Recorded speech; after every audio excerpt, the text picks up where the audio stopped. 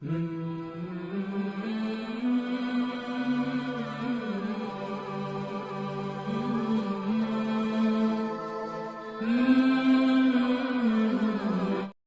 saaxiibana wuxuu yiri anu cidda ku dhaateen ku daba daydaayba waa islaantayda qudwadaydu waa islaantayda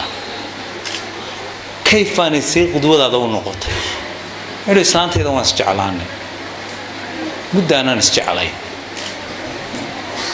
laakiin mucjisada aan ka arkay waxa kamid ahaa in ay yaro dhalinyaraan aad u xaraga badan waan la haasaaway wuxuu in ay yaro dhalinyaro 15 jir oo gabadh ka raadiya ayaan damcay inaan ka helo waxa iga tirinayo ilaaha ka cabso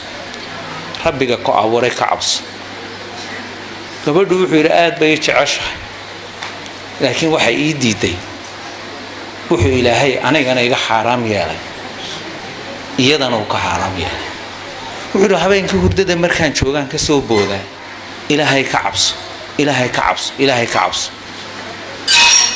gabadhii waxaan cabsiba igu beerantay gabadhii waxaan maanta laga bilaabo kelmadda noocaasa kuma weydiinayo kugulama kaftamayo maanta laga bilaabana ilaahay dartii ayaan ku jeclaaday wuxuu waxaan bilaabay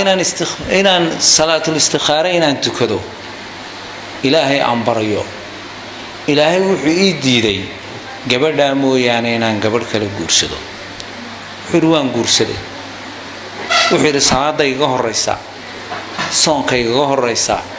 salaatul leyl bay tukataa hooyaday bay u roon tahay aabahay bay u roon tahay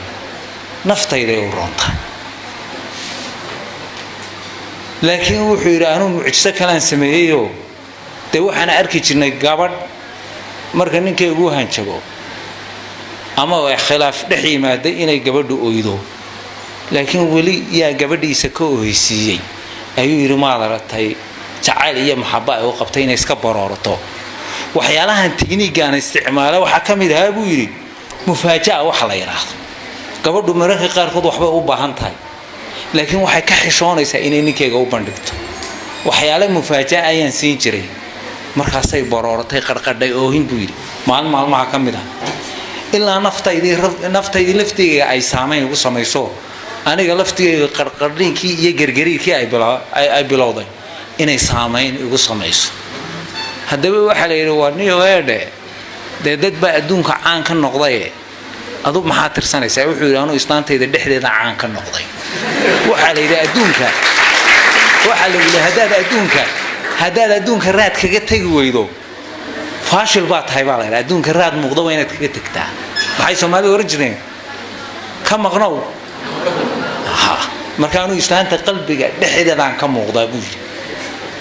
waa ninkaan la yaabay kaasi waa qaanuun uu Cabdulqaadir aadan waa raadiyaa sidee ninka noocaas oo kala